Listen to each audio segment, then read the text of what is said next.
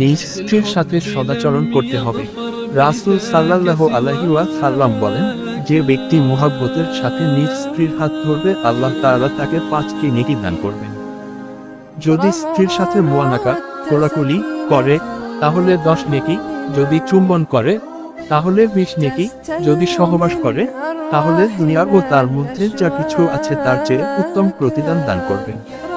তারপর যখন গোসল করতে যাবে তখন পানি শরীরে প্রবাহিত হওয়ার আগেই তার গুনাহ মাফ করে দিবেন এবং মর্যাদা উঁচু করে দিবেন এবং তার এই গোসলের বিনিময়ে দুনিয়া ও তার মধ্যে যা কিছু আছে তার থেকে উত্তম প্রতিদান দান করেন এবং আল্লাহ তাআলা তাকে নিয়ে ফেরেশতাদের সামনে গর্ববোধ করেন আর বলেন, লক্ষ্য করো আমার এর বান্দার দিকে, সে ঠান্ডার মধ্যে শীতের রাতে জানাবাত বড় নাপাকি থেকে পবিত্র হওয়ার জন্য গোসল করছে।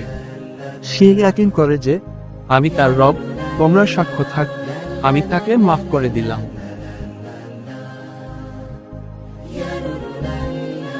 يا